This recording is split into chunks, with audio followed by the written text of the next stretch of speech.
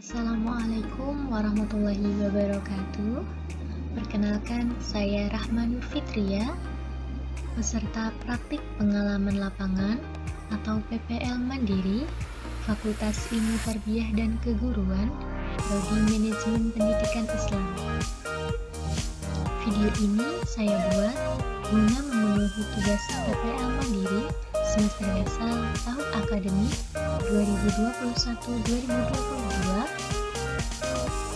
Dalam video ini, saya akan membahas tentang pengolahan bahan pustaka.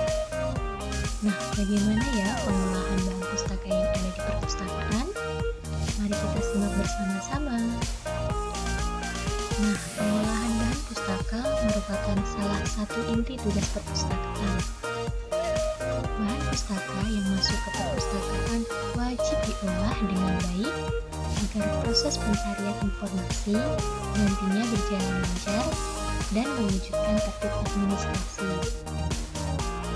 Alur dari proses pengolahan bahan pustaka berbeda-beda dari setiap perpustakaan. Hal ini kemungkinan disebabkan oleh adanya perbedaan budaya kerja, sumber daya manusia, dan sarana prasarana yang dimiliki dalam proses pengolahan. Akan tetapi, ada 5 kegiatan pokok dalam pengolahan bahan pustaka, yaitu yang pertama ada inventaris, yang kedua ada klasifikasi, yang ketiga ada input data, yang keempat ada labeling, dan yang kelima ada shelving. Nah, 5 kegiatan pengolahan bahan pustaka ini akan kita bahas bersama-sama pada pembahasan yang selanjutnya. Nah, untuk yang pertama ada inventaris. Nah, apa itu inventaris? Inventaris merupakan kegiatan pencatatan bahan pustaka yang telah diputuskan menjadi milik perpustakaan. Nah, pencatatan ini bertujuan agar pustakawan maupun orang yang berkepentingan dengan perpustakaan itu mengetahui jumlah koleksi yang dimiliki dan dari mana koleksi tersebut diperoleh. Nah, ada beberapa kegiatan atau pekerjaan dalam inventarisasi ini. Yang pertama, yakni ada pemeriksaan koleksi. Bahan pustaka dari hasil kegiatan pengadaan akan dicek dan diperiksa terlebih dahulu, baik dari segi fisik maupun isinya. Hal ini dilakukan untuk menghindari adanya koleksi yang cacat atau terdapat bagian halaman yang hilang. Nah, selain itu juga memeriksa kesesuaian antara jumlah judul dan eksemplar yang dipesan dan yang diterima. Nah, untuk selanjutnya yakni ada pengelompokan koleksi. Bahan pustaka yang telah diperiksa dan sudah pasti akan menjadi koleksi perpustakaan selanjutnya akan dikelompokkan ke dalam bidang-bidang umum. Nah, misalnya ini dikelompokkan berdasarkan judul. Nah, hal ini itu dilakukan agar memudahkan bagian pekerjaan selanjutnya. Nah, selanjutnya ada proses pengecatan. Koleksi bahan pustaka diberi cap stempel kepemilikan dan stempel inventarisasi.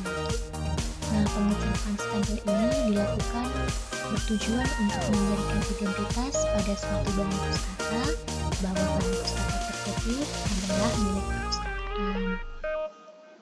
Nah, yang selanjutnya yakni ada pencatatan. Jadi, semua bahan pustaka yang masuk ke perpustakaan atau yang telah diputuskan menjadi milik perpustakaan harus dicatat pada buku. Nah, baik itu buku induk atau langsung dicatat pada database di komputer. Informasi-informasi pada bahan pustaka yang harus dicatat pada buku induk atau database minimal itu terdiri dari nomor urut, tanggal pencatatan, nomor inventaris, asal bahan pustaka, kemudian pengarang, judul, dan yang terakhir ada keterangan tambahan. Nah, itu tadi adalah kegiatan inventarisasi.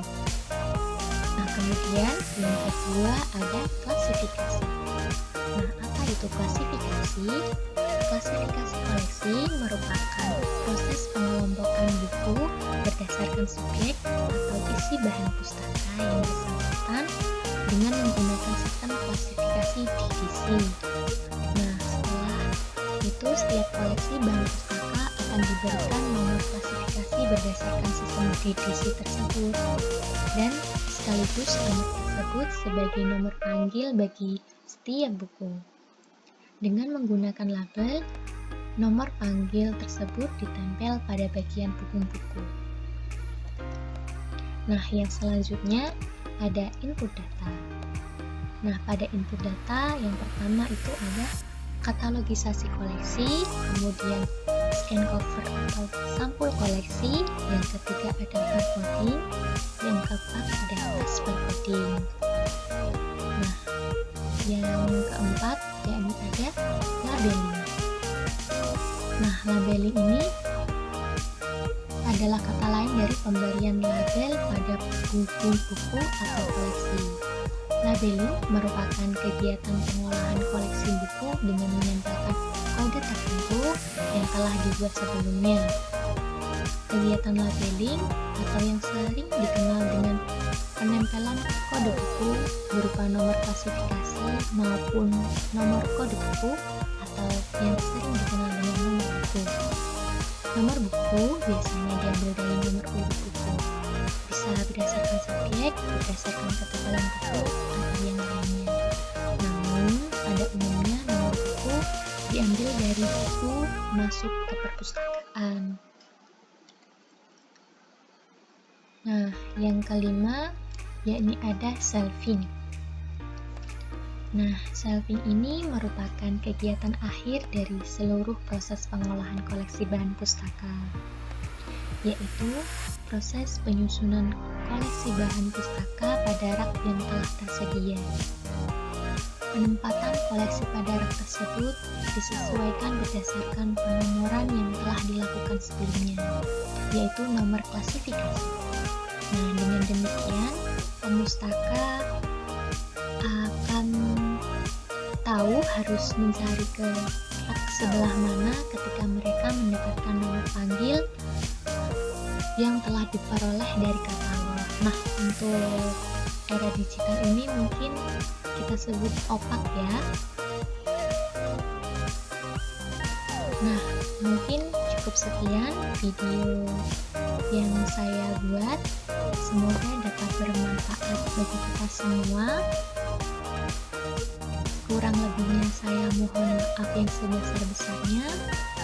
Wassalamualaikum warahmatullahi wabarakatuh.